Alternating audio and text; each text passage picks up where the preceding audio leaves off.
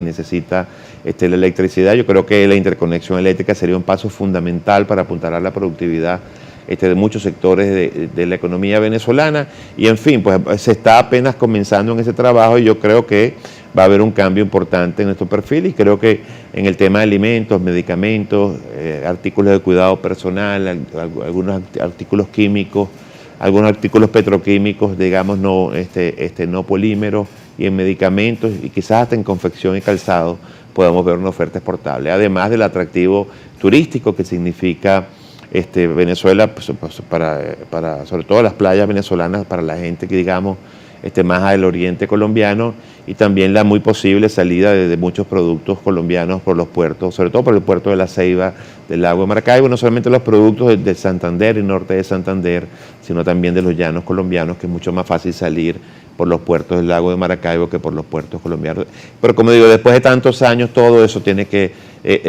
rebarajearse, estudiarse, por un proceso de revisión. y ir resolviendo, digamos, las dificultades que hay, y ir también de alguna manera sustituyendo de cierta forma una serie de institucionalidad que fue surgiendo, una serie de condiciones que fueron surgiendo también producto del cierre de la frontera o de los puentes. La sinergia entre el sector público y privado en este momento económico que vive el país, ¿cómo se ve desde la perspectiva de Fedecámaras? ¿Ha sido determinante las conversaciones, todo este proceso en el que se ha avanzado para mostrar una mejora económica desde finales de 2021 hasta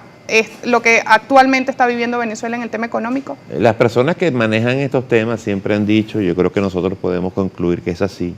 que las sociedades que más han avanzado en lo económico y en lo social en los últimos años, donde hay una estrecha coordinación entre el sector público y el sector privado. La sinergia entre ambos sectores es un proceso que nunca termina, es un proceso, vamos a decir, de construcción y de perfeccionamiento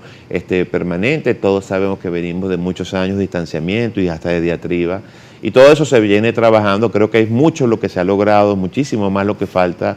por hacer, pero lo más importante es tener presente que esos son procesos permanentes, son procesos de nunca acabar. Es muchísimo lo que el empresariado venezolano está comprometido con su país, es mucho, digamos, la expectativa que había con la apertura de la frontera, no solamente para el empresariado, para la sociedad venezolana en general, y sobre todo para las poblaciones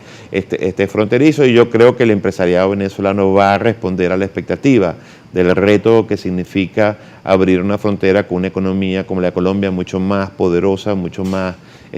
estable, que viene con unos años de profundo crecimiento, y que además hoy en día quizás la ayuda desde el punto de vista exportador, que ha sufrido unas devaluaciones importantes de la moneda en los últimos años. Así que, pero hay que, como digo, hay que revisar el acuerdo de complementariedad y seguir trabajando en buscar aquellas ventanas de oportunidad que sin duda se van a abrir ante un mercado tan grande como el de Colombia. Se han generado reuniones entre sectores sindicales, entre empleados, entre el gobierno, para avanzar hacia el establecimiento, ante el establecimiento de salarios fuertes de los venezolanos. ¿Qué preceptos deben prevalecer en estas mesas, también acompañadas de la OIT? Es una jornada muy dura, muy importante, muy interesante, y yo creo que ahí podemos decir que quizás la conclusión más importante de esa jornada es que todos los actores sociales presentes en la misma llegamos a la conclusión de que el principal problema económico a resolver en el país es la insuficiencia de ingresos de la familia y los trabajadores venezolanos, y hacer un esfuerzo para buscar mecanismos que logren un incremento en la remuneración, y por supuesto también acordar unos mecanismos permanentes de consulta y de trabajo para poder también ir progresando en lo que significa el establecimiento del salario mínimo, por el impacto que tiene tanto en la seguridad social como en todo lo que significa la contratación colectiva. Yo creo que en ese sentido fue muchísimo lo que se avanzó al crear ese espacio, digamos, de continuo discusión y estudio para el tema del salario, y también, digamos, la necesidad y lo muy relacionado que está el tema del salario con el tema de la productividad, y la importancia de generar condiciones para la recuperación importante de la productividad, que tiene elementos externos y elementos externos que de alguna manera han influido en la caída tan profunda y tan pronunciada de la productividad en la economía venezolana. Yo creo que ese fue, digamos, uno de los grandes logros de este último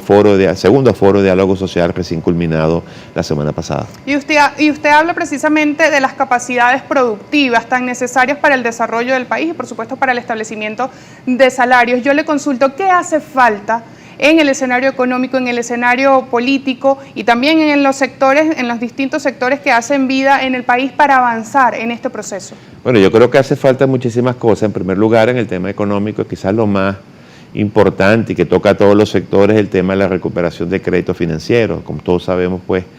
que se ha enfocado el tema de la lucha contra la inflación fundamentalmente en la restricción de la política monetaria. Yo creo que es un momento pues, muy oportuno, por cierto, para revisar esos porcentajes de encaje y revisar la posibilidad de permitir un poco más de crédito o de préstamos en moneda extranjera de la que está depositada en los bancos, o la que circula pues, en la economía. Y creo que en el tema político es muy importante seguir avanzando en las discusiones que se tienen entre el gobierno y la oposición, en la medida que haya un clima de estabilidad política, en la medida que haya un clima de concordia, en la medida que haya un clima en que se trabaje más en la institucionalidad, en esa misma medida se va a transmitir la confianza que se requiere para las inversiones.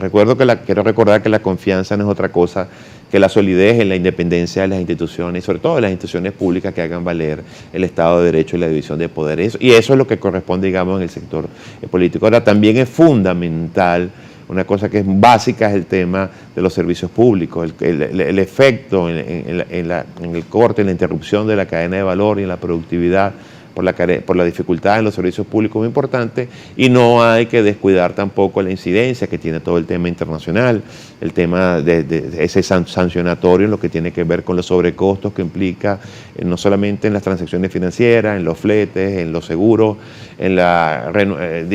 digamos, algunos proveedores que no quieren